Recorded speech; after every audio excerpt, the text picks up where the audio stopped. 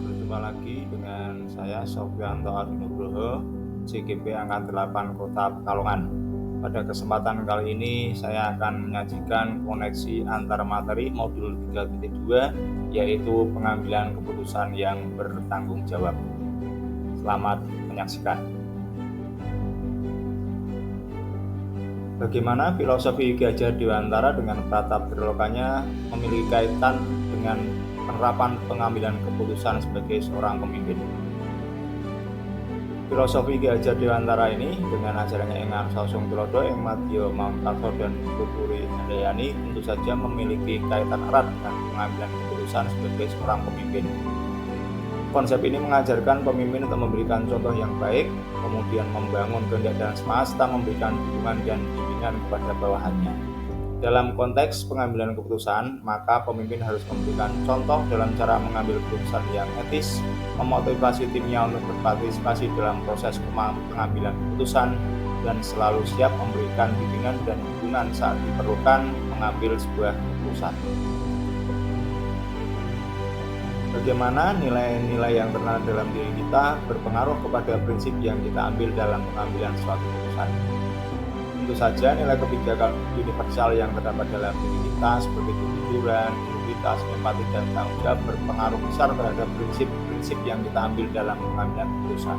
Nilai-nilai ini menjadi landasan moral yang membimbing kita dalam memilih tindakan yang benar dan etis. Ketika kita memiliki nilai kebajikan yang kuat, kita lebih cenderung untuk mengambil keputusan yang sesuai dengan paradigma etika, prinsip-prinsip pengambilan keputusan, dan 9 langkah dalam pengambilan dan pengujian keputusan. Bagaimana materi pengambilan keputusan yang diberikan pendamping atau fasilitator dalam proses pembelajaran ini, terutama dalam pengujian keputusan yang diambil, apakah pengambilan tersebut efektif atau masih ada pertanyaan-pertanyaan dalam diri kita atas pengambilan keputusan tersebut.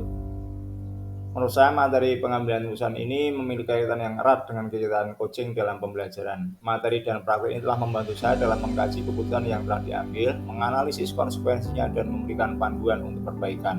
Coaching juga membantu saya dalam mengembangkan kemampuan kritis dalam pengambilan keputusan, dan pertanyaan-pertanyaan yang diajukan oleh pendamping dapat membantu saya untuk lebih memahami efektivitas dan dampak keputusan yang telah diambil. Kemampuan guru dalam mengolah dan menyadari aspek sosial emosialnya sangat berpengaruh terhadap pengambilan keputusan, terutama dalam menghadapi dilema etika. Guru yang memiliki pemahaman yang baik tentang emosi dan interaksi sosial dapat lebih baik dalam menilai konsekuensi dari keputusan-keputusan yang mereka ambil, terutama jika melibatkan murid-murid. Mereka juga dapat lebih sensitif terhadap perasaan dan nilai-nilai etika dalam lingkungan kelas. Seorang pendidik akan lebih cenderung menilai yang sejalan dengan nilai-nilai kebijakan seperti kejujuran, keadilan, dan empati ketika menghadapi dilema etika dalam konteks pendidikan. Studi kasus semacam ini membantu pendidik untuk mengasah kemampuan moral mereka dalam memastikan bahwa keputusan yang diambil mendukung perkembangan moral serta berpihak pada peserta didik. Pengambilan keputusan yang tepat juga memiliki dampak positif pada lingkungan belajar. Keputusan yang bijak dan etis dapat menciptakan yang positif, kondusif, aman, dan nyaman bagi siswa.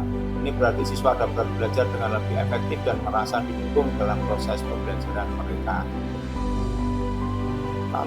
Tantangan yang ada di dalam lingkungan saya dalam menjalankan pengambilan keputusan terhadap kasus dilema etika melibatkan rasa keadilan dan rasa kasihan individu dengan kelompok, jangka panjang, jangka pendek, maupun kebenaran lawan kesetiaan. Perubahan paradigma dalam lingkungan dapat mempengaruhi cara kita menghadapi dilema etika terkait kasus yang kita hadapi berada pada paradigma yang mana. Apakah hanya satu paradigma atau lebih dari satu paradigma dilema etika yang muncul? Pengambilan keputusan yang baik oleh seorang pemimpin dapat mempengaruhi kualitas pembelajaran. Pemimpin yang memahami potensi siswa yang berbeda dalam pembelajaran sesuai dengan kebutuhan individu dapat membantu siswa mencapai potensi terbaik mereka. Ini berarti mengakui perbedaan dalam gaya belajar, kemampuan, dan minat. Hal ini bisa kita wujudkan dalam mengambil keputusan untuk menjalani sebuah pelajaran berdiferensiasi yang diawali dengan proses penyiapan minat dan potensi peserta didik. Seorang pemimpin pembelajaran dalam mengambil keputusan dapat mempengaruhi kehidupan dan masa depan muridnya secara signifikan. Keputusan yang dibuat seperti merancang strategi pembelajaran diferensiasi, menggunakan sedikit garis restitusi, menstabilkan kompetensi sosial emosional akan mempengaruhi pengalaman dan hasil pendidikan siswa. Pemimpin yang bijak dalam mengambil keputusan dapat membantu menciptakan lingkungan yang mendukung perkembangan siswa secara holistik. Kesimpulan akhir dari pembelajaran dilema etika dalam pengambilan keputusan yang bertanggung jawab adalah bahwa pemahaman nilai-nilai kebijakan universal, prinsip-prinsip pengambilan keputusan, nilai dan peran guru penggerak yang telah kita pelajari pada modul sebelumnya sangat penting dalam menyatakan keputusan yang etis dan mendukung perkembangan siswa. Modul-modul ini telah memberikan landasan moral dan praktis bagi saya dalam menghadapi situasi kompleks untuk mengambil sebuah keputusan dalam pendidikan agar keputusan yang saya ambil tidak bertentangan dengan nilai-nilai kebijakan universal, berpihak pada murid dan dapat dipertanggungjawabkan. Setelah saya mempelajari modul ini, pemahaman saya adalah saya menjadi tahu mana kasus yang merupakan dilema etika dan mana kasus yang merupakan rujukan moral. Jika merupakan rujukan moral, maka penganut kita adalah nilai kebenaran yang universal. Jika merupakan dilema etika, maka kita harus melakukan 9 langkah pengujian dan pengambilan keputusan dengan mengamati nilai kebijakan universal mana yang saling bertentangan. Kemudian memutuskan akan menggunakan prinsip yang mana agar dapat didapatkan sebuah keputusan yang. Sebelum saya mempelajari modul ini, saya hanya mengambil keputusan berdasarkan logika saja. Setelah saya mempelajari modul ini, dalam mengambil keputusan tentu saja saya terlebih dahulu menentukan kasusnya bujukan moral atau dilema etika.